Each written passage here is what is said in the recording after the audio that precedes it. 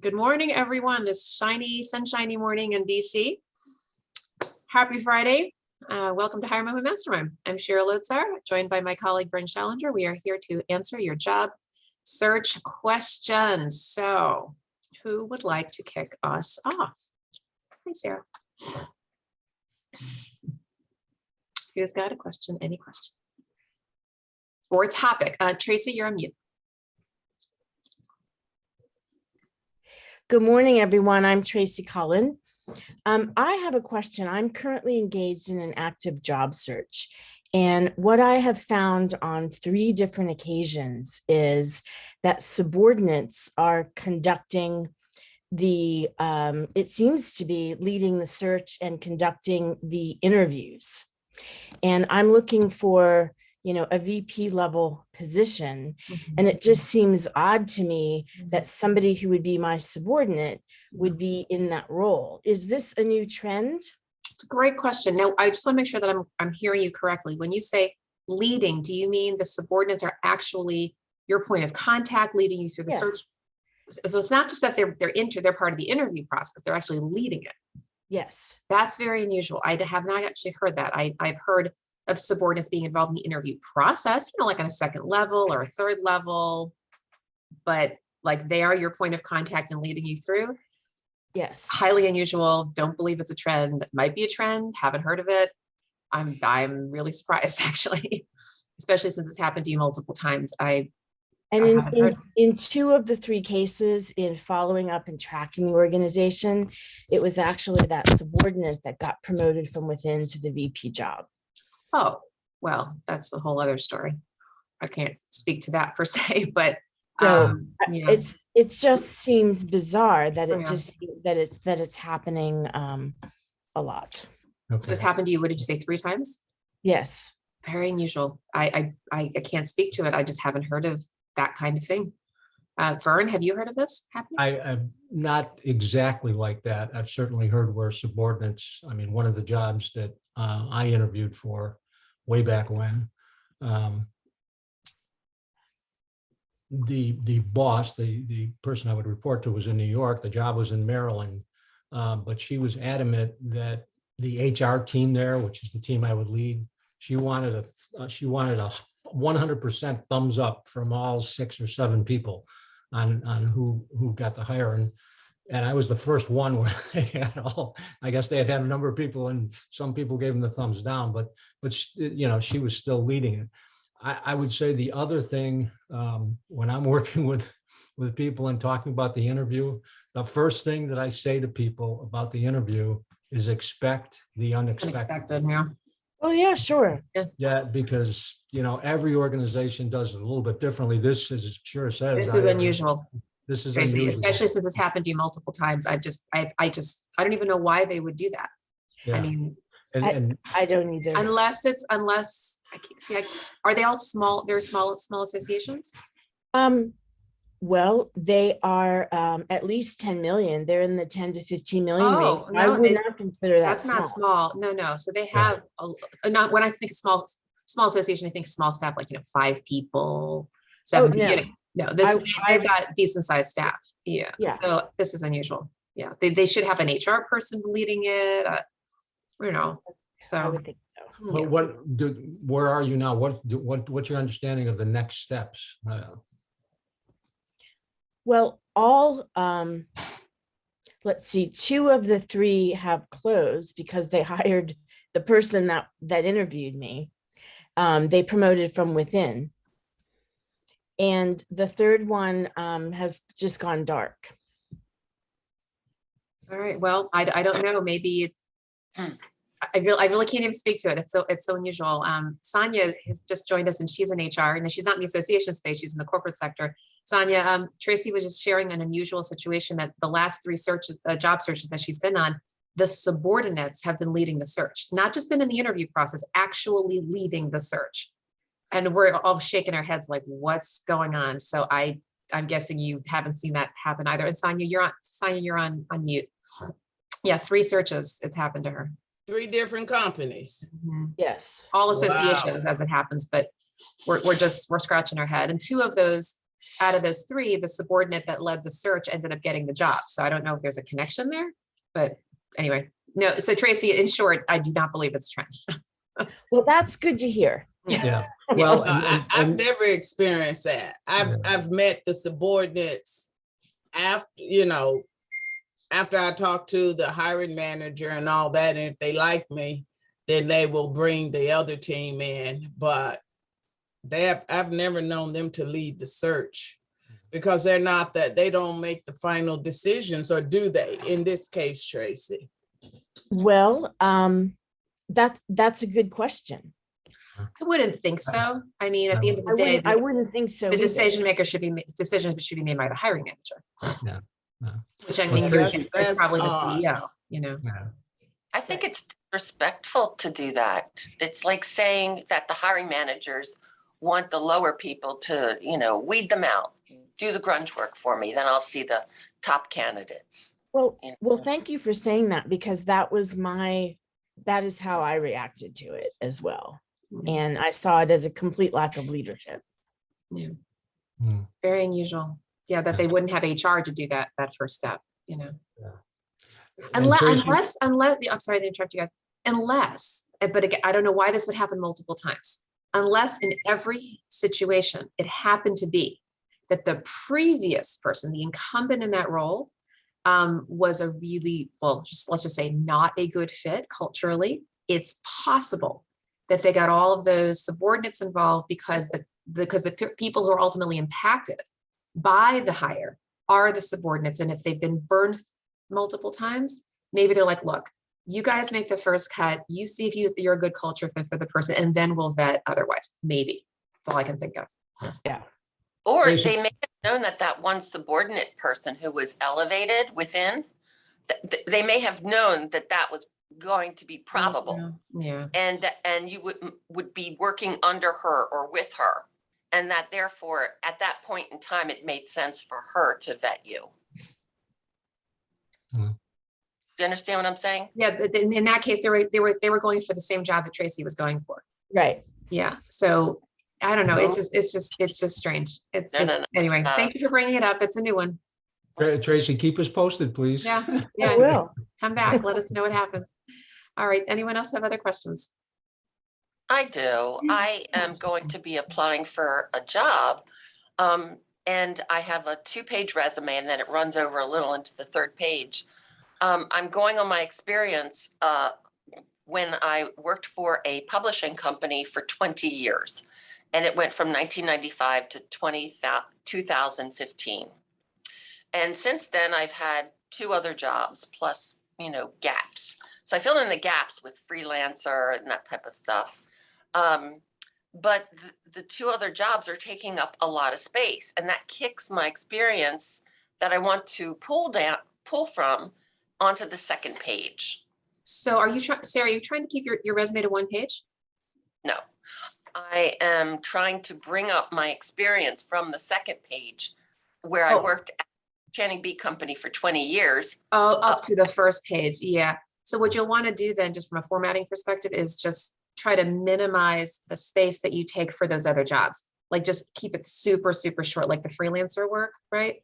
Really short, just like, right, freelancer, and then maybe like a line or 2, and just keep it short, so that everything else, so that the 20-year stuff pops up in the 1st page.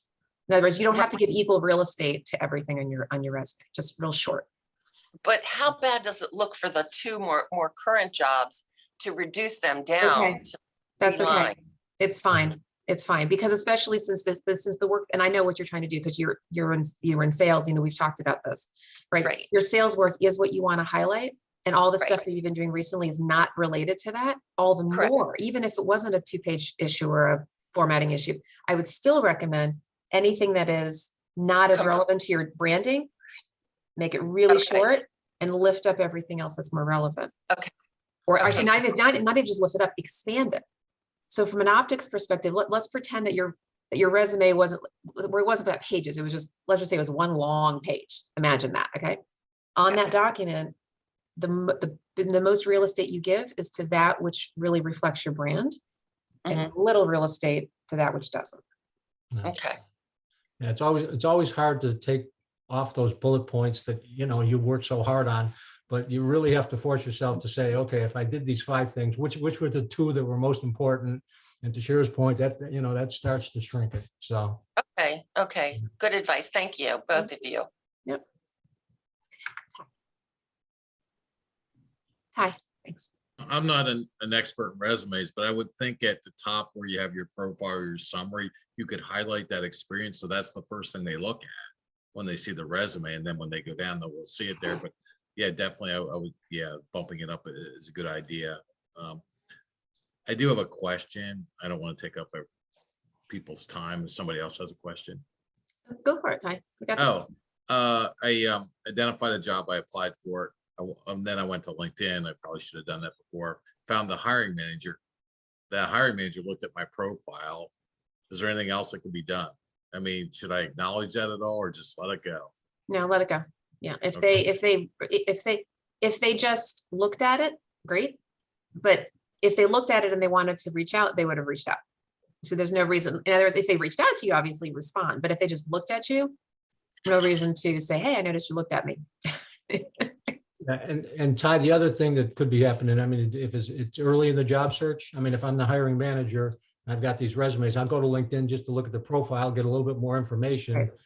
As I'm going through my kind of decision-making process, who do I think are the top 3 or 4 that I want to reach out to and do a phone screen or whatever the process is. Right. So. Yep. Yeah, they're just doing probably an extra vet. Thank you. Yeah, sure.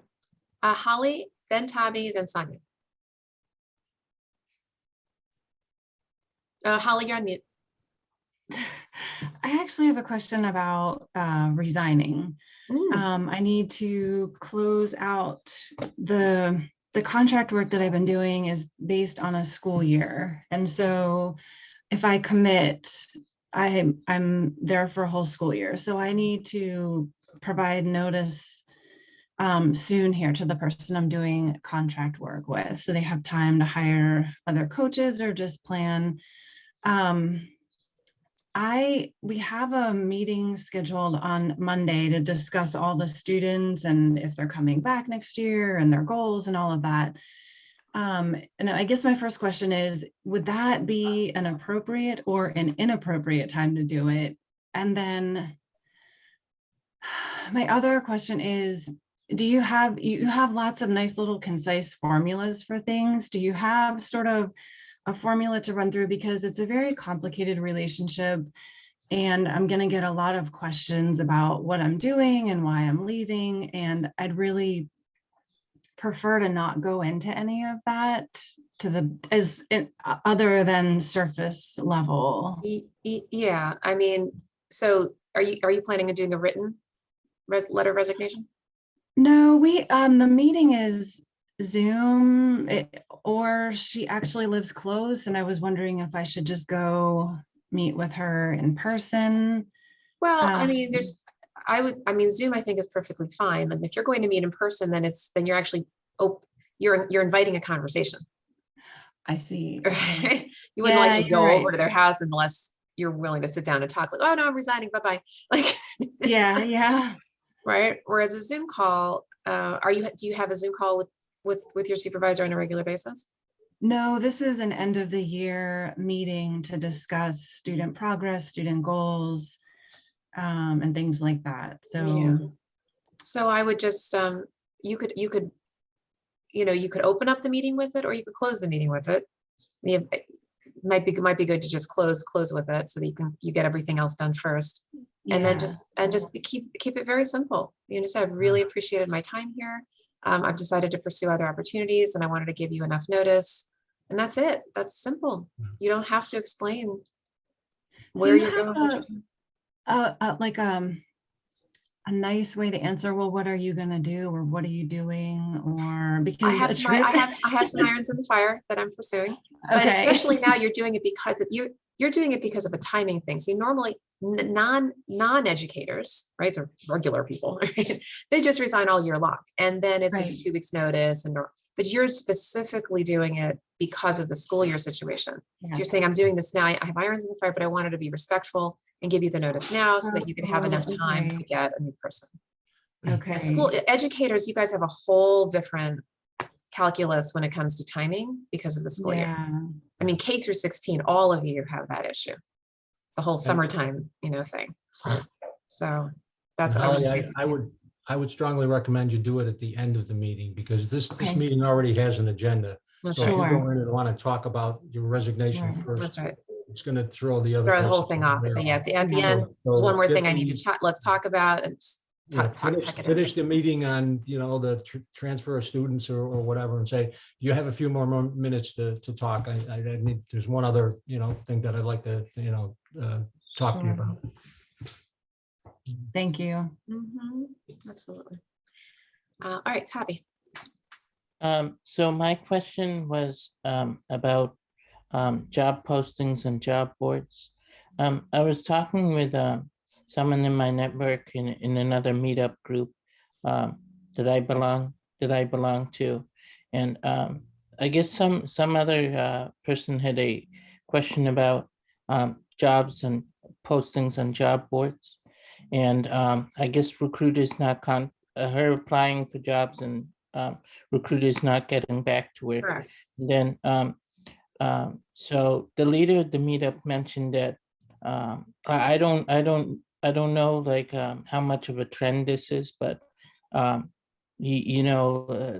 guess some of the jobs on Indeed that they post aren't actual real jobs. I guess that's the point that he mentioned. Or Well, so I postings think on it's job two, I think I'm hearing two different things. I'm hearing the idea of your resume going into cyberspace and not hearing anything.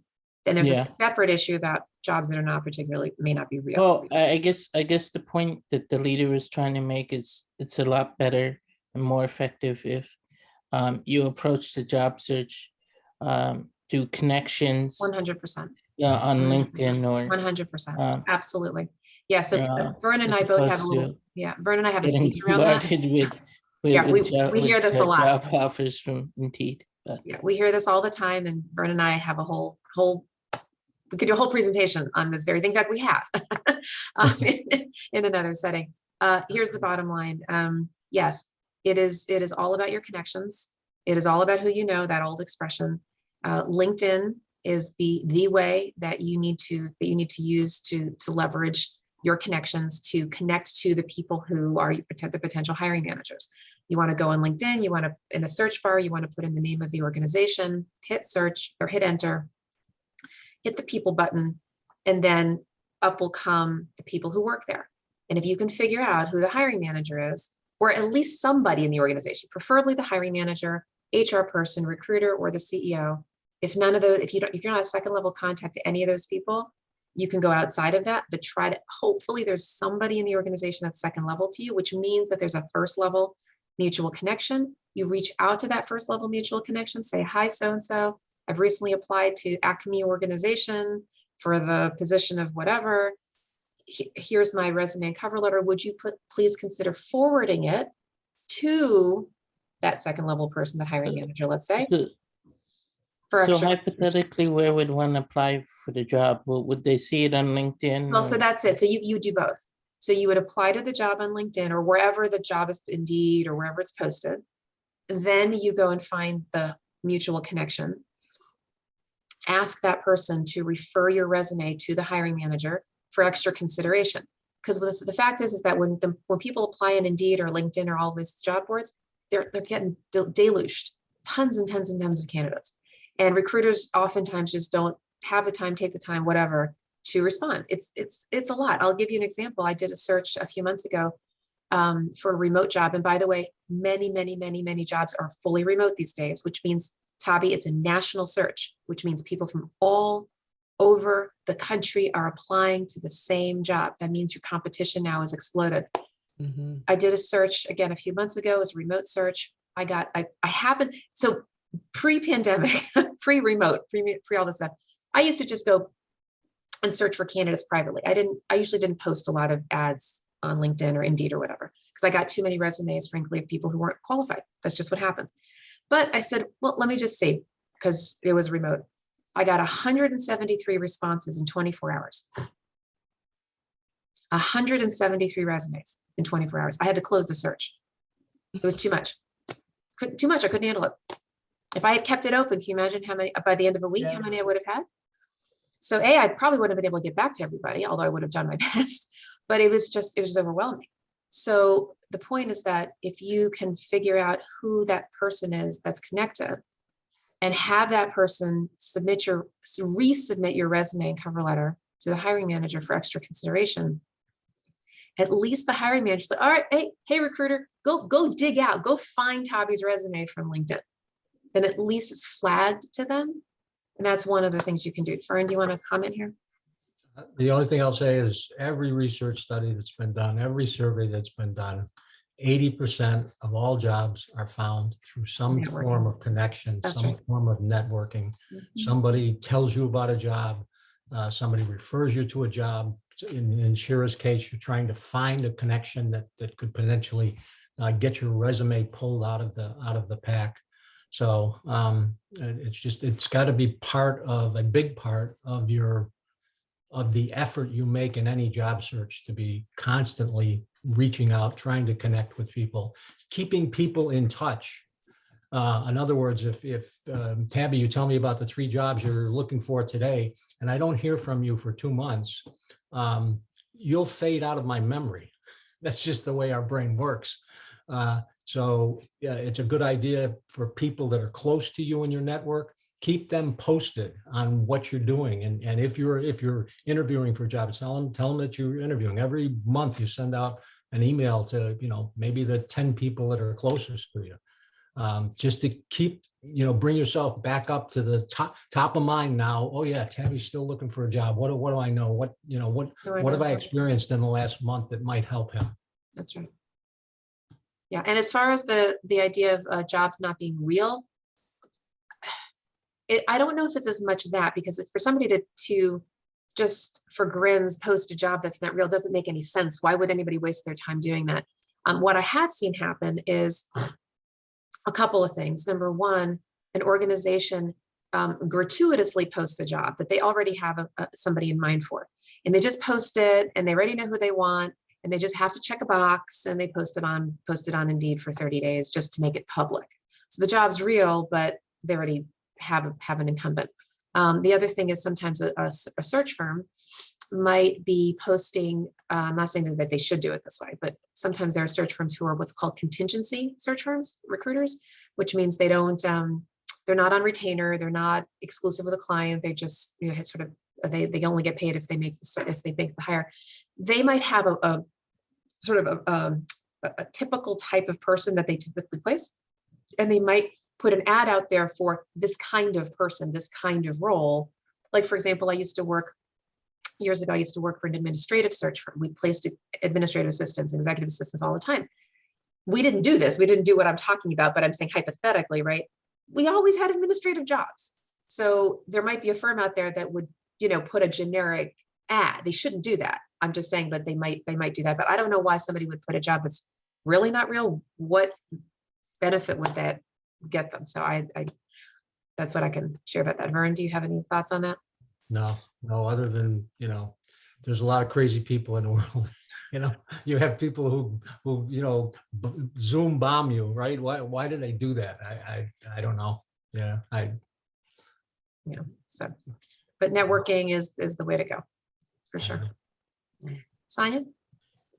Hi, I've missed a few meetings, but believe it or not, I've been interviewing.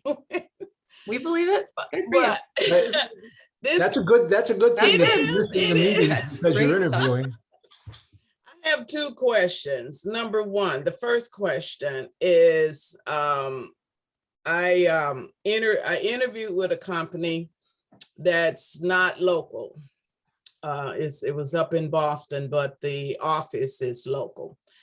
And my skill set and theirs match perfectly. And I got the impression that the recruiter thought so too. And then, like everyone else says, I got ghosted. So Shira, I took your advice, and I sent up a note, stating that, I was still very interested. I've been reflecting. I think I'm very capable for what you want. I'm still very interested in going to the next step. I didn't hear anything. And then I saw the job was reposted, but under another title. And I was like, okay, I don't know what this means. They haven't closed out with me. I mean, I feel like that second, because, okay, we had the interview, I sent the thank you, and then about 2 weeks later, I sent the I'm still interested letter. And then I saw the job reposted under a different title, same job, same duty, same whatever. And so I just applied again. I don't know what to make of this. I wouldn't. Sonia, this is the thing. It is so easy in a job search to overthink things, okay? Your job is to plant seeds and let the Lord grow the harvest, okay? Okay. And that's it. Okay. That's it. You're It's right. either going to sprout or it's not going to sprout. Okay. There's no reason for you to overthink it. There's no reason for you to ponder and wonder, and it's either there or it ain't, Okay. right? You do your job, let the Lord do the rest. I mean, right? You're so right. You're so right. Just- Thank you for those words of wisdom. Thank you. Just Okay. move Question. on to the next Okay. thing. Okay. Question number 2. This one is easy. I had an interview this week with the top people, COO, CEO, president, whatever. And the question came to me is why they were having such a problem getting good people. And they wanted my opinion about the recruiting process. And I took the mic and I just told them, that, companies, you're looking for the purple unicorn and all that. I said, that person don't exist. That's right. I said, it's not that, you're not able to get people. So, so you need to hire people. I recently saw something come out that said that people need, when you get the people, hire them. Quit playing around with it. You don't need 6, 7, and 8 interviews. Within the 3rd interview if that person is viable. So I put that out to them, and then their next issue was they want to come back in, but they're so afraid because employees are saying, if you make me come back, I'm gonna quit. Right. I reminded them what Elon Musk said yesterday. If you saw that, I did. I didn't see it. What do you say? Oh, Oh, wow. did you see it, Vern? I did he saw say? it. Vern, let me let you tell. It would be better coming from you. I probably won't get it right word for You word. will but get it right. I got your back. Basically, Elon Musk said, come back to the office or resign. Right. Okay? And he also added, what if somebody doesn't want to come back? And he replied, then they should pretend to work someplace else. That's right. And I mentioned that, okay, that caused people to kind of chuckle. But what they have done, you were talking about earlier, this remote situation, Shira, what companies have done that they hadn't paid attention to is that when you have people all over the world, all over the nation, you got to follow the state It's true. employment laws. And they don't know that. And It's so people are out of compliance, and It's now true. they're running It's true. scared. It is true. I mean, employees would not understand or not even know what they're not Right. in HR, right? They wouldn't know that occasionally, that is the reason why, people are not allowing folks to work at least out of state. Now, there is this idea of you can work remotely, but we need you to live locally or Yeah. live within these states. That, that's kind of the compromise that some people are making, but employees would have no idea that there are all these compliance issues. It's a real thing. Yeah, it is. It's really It's a complicated for major employers. issue right now. But let me just say this and I'll quit talking. Earlier this year, I'm GovCon. earlier this year, Raytheon put out a ad saying that they will be, they have a lot of people, it's a top GovCon organization here in the DC area, and they're only going to consider people in the DMV. Mhm. And I was like, they say they feel like they have enough talent locally Sure, that and they they can do. do that. They And do, I was yeah. so proud of them. I Yeah. wanted to send a note. And I was like, no, stay in your lane, Sonia. Because I feel that way too. I feel like, before I go to Washington State to get somebody, I need to make sure everything here has been utilized, because it is difficult to hire people in different states. That's true. Because so that was the kind of way my interview process went. But I wanted to thank you, Sharon. Thank you, Vern, because in talking to you all and being on this call, you're giving me ideas that I could talk up to in my interview. So I appreciate that. Thank you so Yeah, much. you're welcome. Let me jump in here, Sonia, because let's go back to the first thing you said, that the job is in Boston. So are you able to share what the company is in Boston? I prefer not to share the Okay. company because they haven't closed the door Okay, all yet. right. Well, And if you want to share the company with me, okay, share it with me. So this is networking. I mean, I've just been in Boston for the last month. And I've I been know. friends with all my network people in Boston for the last month. So who knows, okay? The second thing, and this is a real life example, my daughter, who's working from home, working remotely, so I was at her house for a month, listened to her go through the whole recruiting process, okay? So now this is the other side of the table.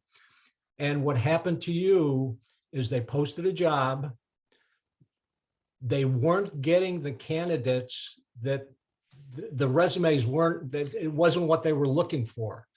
So they decided we need to repost the job and change the reposting and so forth and so on. One of the people who had applied for the original posting out of the 6 or 7 or 10 that they narrowed it down to, but they still didn't feel they had the right candidates. One of them, was qualified for the new posting, but they reposted the job because they're looking to get more talent. So that's a real life example of what may have happened in this case. Okay, well, I didn't understand it. So I just applied again under the new title, and we'll see if anything happens. Like I say, so far, they've had more than ample opportunity to close out, but they haven't. And that part I'm not understanding, but I'm going to leave it alone. Like Shara said, I planted the seed, God will water it, and I'll leave it at that. Yeah, and I don't want to take up the rest of the group's time too much, but I could go through and tell you. So I'm asking my daughter a bunch of questions. So how long have you posted it, and who's involved in the interviewing process, and how long is it taking, and how are you going through the decision process?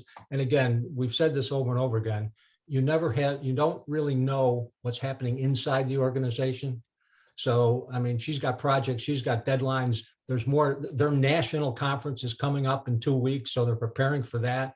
Plus they're trying to do this, all of the recruiting. So it, just real life. Okay.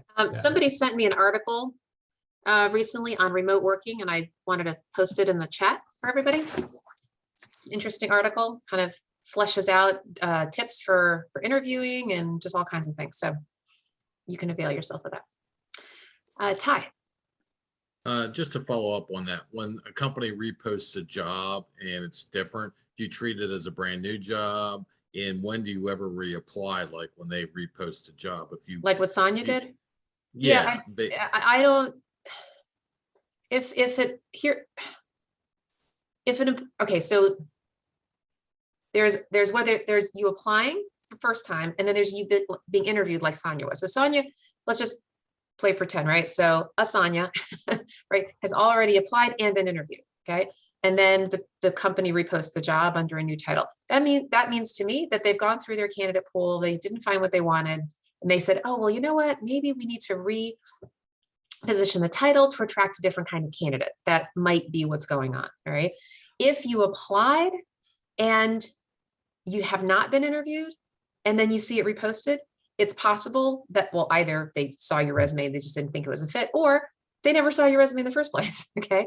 So then in that case, I actually would reapply, because you never know. Well, it's possible. what they did is when the first one, if I hadn't read the responsibilities, I wouldn't have looked at it based on the title. Oh, Because it was VP, and it was not VP of HR. Oh. And it was VP of something, it was a business term. Oh. I read through the job description, and all that they're asking for was HR. So I applied. Oh. So they didn't get the information. I guess I agree that they didn't get the resumes they were looking for. They reposted it under VP of HR. Yeah. And that's when, like I said, I applied. And like I said, I had already interviewed with them. Yeah. And I'm still, waiting for them to close out. If you don't want me, you don't want me. I'm okay with that. But I've given them every opportunity, like I said, I reached out, and I did the thank you for the interview. And then I went back 2 weeks later with just following up. I'm still interested. Anything else I can give you, whatever. And it's just been silence, and which is so unusual to me, because if you don't want me, just say so. I won't cry about it. Yeah. But they won't let me go. They won't close. So I'm just waiting. I'm just gonna wait it out. Yeah, your job is just to do your job, right? And keep moving on. Yeah. A lot of people just don't close out. They operate under the don't call us, we'll call you. I'm not saying that's the right way to handle candidates, but oftentimes when a recruiter or an HR person is unbelievably busy, and they've got tons and tons of candidates that they're dealing with, and they're not particularly organized and systematized about who to follow up with when, it just falls off the radar, and they just assume, look, because they know that a lot of employers don't respond. So they just assume you're going to consider them just one of many, and you'll move on. And that's that.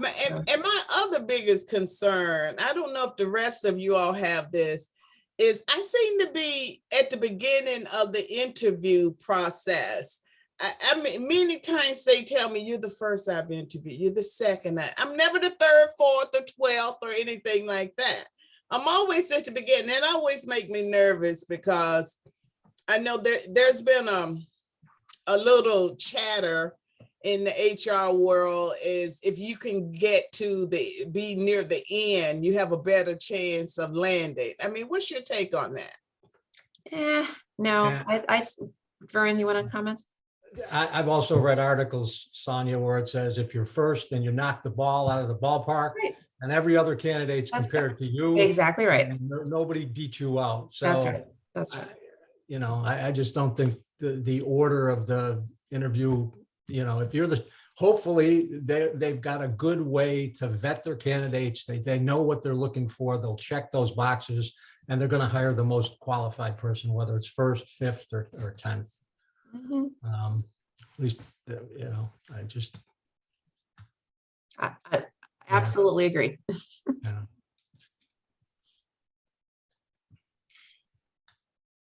All right. So, anyone else have questions? I have a comment.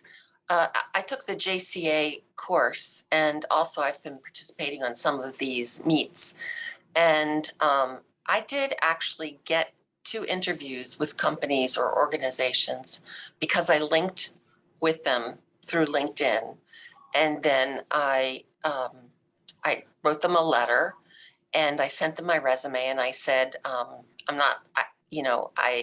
not sure I'm getting through to the HR department through the applicant tracking system. If I'm attaching my resume here for your review, if you agree, that I am a good candidate, would you mind please handing my resume to HR? And in both cases, HR contacted me and they said, I don't know how I got this resume, but you know, so I have to think that somebody helped me. That's great. Yeah. That's, yeah. Yeah, so That's- so my point is that I don't think that you necessarily need to look through your connections. If you put in the name of that organization and recruiter, you know, and then connect with them, that's a good way to go too. Absolutely. Yeah. By the way, guys, I am posting in the job in the chat here 2 different jobs. Randomly, another recruiter. She reached out to me and she just happened to yesterday send me a couple of compensation jobs that require federal background. In case any of you know of anybody, I'm just doing a favor for her, so they're in the chat. And Sonia, in particular, you play in that world, so maybe you know some folks. Anyway, Ty. I asked this question, a similar question before, but I applied for a job at an organization, I believe in their mission fully, and I saw another job very similar. It's a different hiring manager, and I'm interested in applying. Do I apply and indicate that I've applied for another job, or do I just let it go and just let the first one roll and see what happens? And I interviewed for the first position. The second position, I saw, well, this is a great position too, and this is a great organization. Vern? I think it's best to follow through with the first job, Ty. You might, I don't know how different the jobs are, but I suppose they're similar, but you might, you know, the hiring manager can say, well, what does he really want? That's my first take. Yeah, whenever you try to apply for more than one job at a company, they assume that you don't know what you want. And so it causes them confusion, unless it's the exact same job. If it's a very big company and they're like, customer service rep here, customer service rep here, fine. But if it's 2 different jobs, they're going to be like, hmm. And then, yeah, better to stick with the one that's the best. Thank you. Mhm. Other questions? Or maybe not a question. Do you have any topics you'd like Vern and I to maybe do a little deeper dive into in your job search? So maybe it's not a specific question about this scenario happened to me, but you know, in general, I'm kind of wondering about best practices in this topic. We can go a little, you know, drill down a little bit for you. Stephanie. Good morning, everyone. Thank you. I've taken so many gems from today. My topic, I would have to say I'm more nervous about is negotiating. While I know my value and I've checked, you know, the market rate for the certifications that I come with, the degree I have, the experience I have. Yep. And I know to give them the range. You spoke before, and you said my highest range, my lowest acceptable.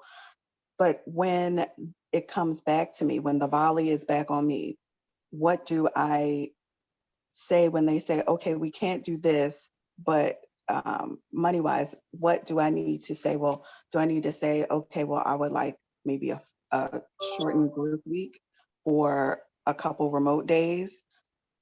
Like, how do I still get what I want? Still get what I want? There's a lot to say about this. Vern, okay, if I just kind of go in my little speech, or would you like to start? No, go ahead, sure. Okay. All right. So there's several things that I'd like to address. The first thing, Stephanie, is that a lot of people don't know that there have been actually some changes in some state laws as it relates to compensation. And the good news for you is that that's going to make negotiation a whole lot simpler going forward. And it goes like this. A number of states in the union are under what's called pay equity laws. Pay equity means is that the employers are asked by the government to level set compensation expectations, and particularly to help create more equity for marginalized communities, women, minority, people who are typically disadvantaged in the job market. And so one of the first things that's going on right now is that across the country, not every state is under this compliance, but more and more and more are just adopting it. Number one, more and more companies are not asking for salary history anymore. And that's the first thing that has to go, right? Because if you were an underserved population and you were typically at a low rate and you say, I was making this low rate, they're going to give you like that plus a little, right? So it's going to keep you lower. That's going away. The best practice, and actually some states like Colorado have actually enacted a formal law. Not only can you not ask about salary history, you have to post the number or post a range of what you want to hire. So that right there, Stephanie, helps with negotiations right off the bat. So I'm not sure if any of the jobs you've applied to have yet done this. You're in Maryland. It's funny, Maryland itself, the state of Maryland just put in a pay equity law for Maryland government employees, where they have to post salary. Actually, no, sorry, apologize. No, Maryland did they don't have to require college education anymore. I apologize, but Maryland's a pretty liberal state. I think Maryland is under the pay equity law. Sonia, is that right? I think so. In any event, employers are supposed to be telling you what the number is, or at least what the range is. So it helps a lot where you don't have to sort of make it up. You kind of look at it. Now, if they post a range and not a number, and they say to you in the interview process, is our range acceptable? Not what are you looking for, but is our range acceptable? At that point, you can say, look, I'm looking for the high end of your range, presuming that makes sense for your background. So that's the very first thing, the high end or the top end of your range. Regardless of that, even if they don't post it and they ask you what are your expectations, your job is actually not to give a range. I know there are different schools of thought. My school of thought is to not give a range to the employer. Why? If you give a range, what are they going to offer you? The low end. They're trying to make a fiscally responsible decision and they're trying to get away with what they can. So your job is not to actually give a low end and a high end. Your job is to give the high end only. Now, a realistic high end, not a ridiculous high end. And if you should be making, I don't know, 100,000, you don't give 250. Okay. I mean, you have to be realistic. And it sounds like you are. It sounds like you've done your research and all of that. But you should pick a comfortable, what I call a happy dance number. And there's a little formula that I used. And you would say, I'm seeking a total cash compensation package in the blank range. Now, I use the word range not as in two numbers, but like in that general area. So I'm looking for a total cash compensation. You could say around $100,000, okay, whatever that number is. That way, they have the 100,000 in their head, and they could always go above that, which who knows if they would. But even if they go below that, you have to still put that number out there as your top end. And if they come in under that, and they say, well, actually, Stephanie, we can't really, do 100. We can do top end of our range is 85. Do you have any flexibility? You can say, well, yeah, I mentioned I'm seeking a total cash compensation package. So can we talk about benefits, right? Total cash compensation includes benefits. It's what we call total rewards or total comp. And so you would then say that, and then you can do the whole pre-negotiation around vacation or things of that nature and figure it out. Now, let's say you didn't do any of that. You've already done this. You're having this conversation now, and now you've read cat's out of the bag. You've already told them what your number was. And they come back to you in a couple of weeks and say, yeah, we want to offer you the job at 85, right? And you didn't do any of the stuff that we just talked about. You can go back to them and say, look, now that we've gone through, I know that I had said to you in our first interview, I was open to 75, I was open to 85. But look, after reviewing the opportunity, having more interviews and considering even other opportunities, considering where I am in the market, I really think that the job is worth more around 100. What can we do to get closer to that number? You can always say that. Whatever number they come to you with, you can always say, I've reconsidered and I'm actually looking more for Y number. What can we do to get closer to that number? Stephanie, does that make sense? Yes, it really makes sense. Okay, good. Sonia? I hear what you're saying, and I agree with everything you're saying. I normally, when I talk to candidates, so I always ask them, what is the basic comp you mean? And I defined it. That means, what do you need to take home? Because some companies like when you mentioned the benefits, some companies have built-in incentive, like, okay, bonus plans. And they got a history every year paying out. The same thing for if you're in sales, the commission plans. But the best part of all, if your company is public and they got any kind of stock plan, stock options, stock purchase, employee stock ownership, any kind of stock plan, those are always great tools that I look at when because I do have a basic amount I must bring home, but I do look at the rest of the compensation because, say for instance, if it's a 401k plan, if it's a safe harbor and that safe harbor is 6%, whether you put a dime in or not, the company every year is going to put 6% of your salary into that plan. In the long term, like if you making preparations to leave the job market, that is going to pay out beautifully versus not having that. And so I would say, look at what Shira said, the total comp. Like I said, you do have a certain amount you must bring home, and that's hard to negotiate, because the worst thing you can ever do is take a job for less than what you need to bring home, and then every payday you're struggling. You will leave that company because you will grow to hate them. Yeah, And so the total comp is important, like Sonia's saying, and analyze the benefits package. So again, it's not even just whatever number they're offering. You say, can we look at everything line by line? mm-hmm. And there could be extra hidden monies in there that you weren't even aware of. And I have done that. I have factor out total comp for candidates so they could see what it is. Because normally, just competitively, your benefit package will be around 25 to 30% of your salary. So just multiply your salary times 30%.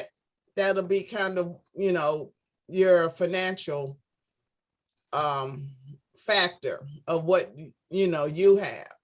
But always look at everything, because some things, I've had stock options. It was a beautiful thing, because you don't think about, okay, if you want to know about stock, you remember AOL.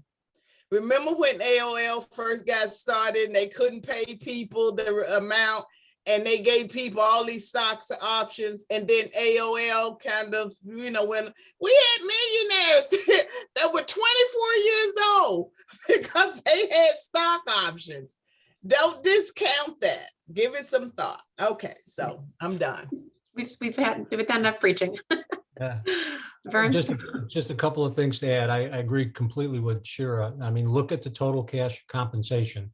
And again, the example Sonia just gave, if the organization you were with has a 401k and they were doing a 3% match, and this new company has a 6% match, then automatically you've gained some more income beyond just what the base salary is. So you really need to, what about medical premiums? How much are you paying now for medical premiums? How much would you pay, with the new company? Right. If the medical premiums, if they got a better plan and you're paying less, then that's less out of your take-home pay. So you've really got to do an analysis to look at that. The other thing that Shira said, that I've had a number of clients, at the end of the day, when they make you the offer, and it is the one last time you could say, well, I was hoping we could do a little bit more, or we could do a little bit better. They're either going to say yes or no. They're, you're the candidate. You're the one they've selected. They've gone through this whole process, interviewed lots of people, and you're the one they've picked. So I don't think they're going to say, no, we can't do that. And, they're going to try, they're going to do something. They're going to do something. So they're expecting you to come back and negotiate, Stephanie. We didn't actually say that. One time, they're expecting you to come back one time to negotiate. Right. And then the last thing about negotiating some of the other benefits, which are mostly in the HR, benefits arena, just be careful about what you're trying to do. So for instance, if the normal vacation is 3 weeks, and say, well, I'd really like 4 weeks. If I'm the VP of HR and I'm saying, well, if I give Sonia 4 weeks, and then if other people find out that I gave this new hire 4 weeks, and everybody else has got 3 weeks in the company, Yeah, that's right. I mean, you got to be really, from an HR standpoint, you get, they're going to hold tight on those types of things. Now, so just be aware of, how much, probably the best thing you could negotiate now is remote days. I mean, most companies might say easily give you 1 or 2 remote days. Yeah, all kinds of creative ways to do it. Yeah. All right, good. I'm glad we got into the compensation conversation. All right, we have a few more minutes left. Anybody else have a topic we can address?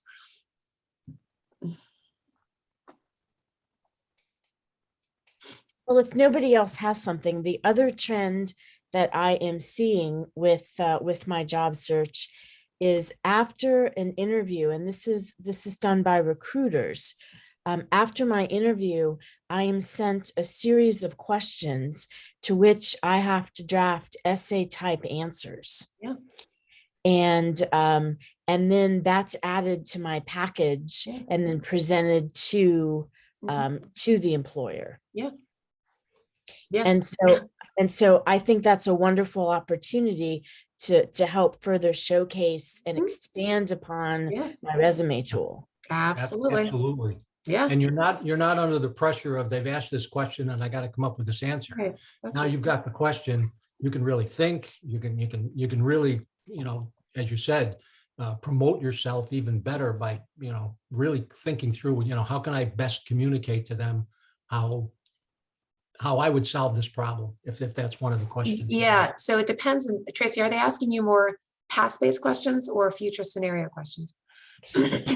Past based. Okay.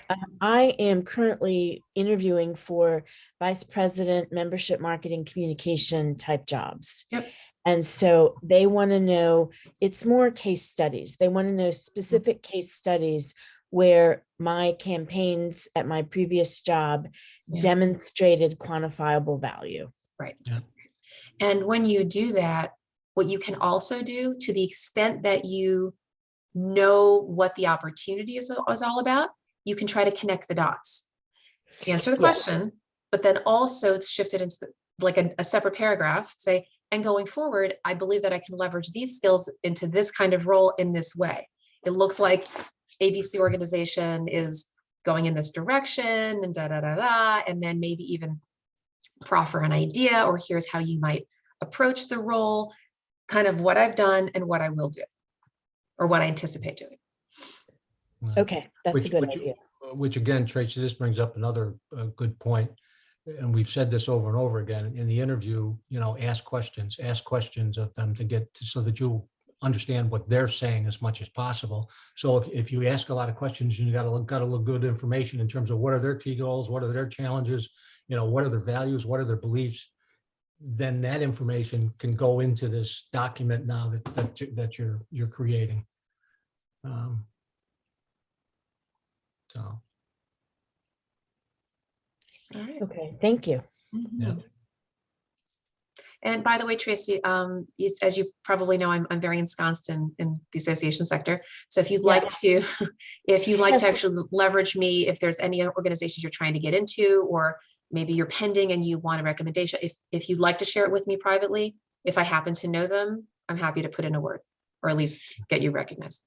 Thank you. And Shira, we actually, I used to work at the Plastics Industry Association, and you did a lot of work with them. Yeah, I did. Yeah, and I would re-emphasize what Shira just said, because again, this is networking, okay? And Shira, you'll remember Jamie Below from the American Bankers Association. Some of you might remember her. It was probably almost a year now since she was on this call. But she's talking about these companies, and she's trying to negotiate. Her number one company just came back to her and so forth and so on, but she never shared the companies with us. So her number one choice was the American Bankers Association. I worked there. I knew all the people there. And I didn't know it until she finally said it. I got the job with the American Bankers Association. I'm going, oh my God. It's good. It was a good thing she got the job anyways, but there's an example where, share share stuff with others, and you never know where somebody's going to Who be able knows to who? help you. And Tracy, to that end, are you familiar with Nicole's association coffee chat in every morning? No. Okay, so I'm saying this to you, Tracy, because I know there's no one else in this call who's in the association world, but there is this call that's been going on since, gosh, the beginning of the pandemic, really. And every single morning from Monday through Friday at 8:30, 8:32, is it just, I think it's just a half hour, actually. Maybe it's an hour. Anyway, it's been a long time since I've been on. It's called the Association Coffee Chat, and it's run by a woman named Nicole. I forget her last name. And anyway, I'm going to put the Zoom link into the chat box, and you can just show up. And what it is this, it's kind of like this at everything call, right? So people, Ty, you've been on it. That's right. They just either chat about whatever, like cat videos, or they're chatting about some sort of association strategic leadership thing. It can be anything. Somebody just throws out of something. And it's great networking, and it's people from all over the sector, and a lot of networking goes on. Ty, did you want to mention anything else about it? I found a great call. You can bring up any topic you want. The rules are you're never late. So if you get there at 8:40, that's great. If you want to sign on when they come on, that's great. There's probably maybe 25 people in there. And I usually do it several times a week, and can bring up any topic you want. Just good networking. And actually, there was somebody who used to be on this call, Kimberly Berry, while back. She was on this call for a long time. She found out about the chat through this call, got on the chat, was pending with an association, or was applying for an association, and turns out somebody on that call knew somebody, and she got the job because of somebody on that call. I mean, it's fantastic networking. Yeah. Sorry. Usually once a week, someone will mention something about an opportunity somewhere. Yeah. But that's great to know. Thank you. Yeah, for sure. Vern, you mentioned that you have connections at the American Bankers Association. There's a position open. I have a very dear friend who works there, and she's going to hand my resume to them. But is there anything more that you feel like you might be able to help me with? Possibly. I'll put my email in the chat, Sarah, and just, reach out to me. And now, again, I work there. It's been a while. So there's still a lot of people there that I knew when I worked there, but there's also a bunch of whole new people. So if it's in a new area with, a new director and a new vice president, I may or may not, but this is the whole point of networking. You have nothing to lose. So I'll put my email in the chat and reach out to me. Okay. Okay. Yeah. Thank you. All right, folks. So with that, we'll go ahead and wrap up the formal part of our call. For those of you who would like to stay on after the call, I lead a short prayer call and would be happy to see anyone there who would like to stick around. Otherwise, for everyone else, look forward to seeing you next week. Thank you very much. Okay.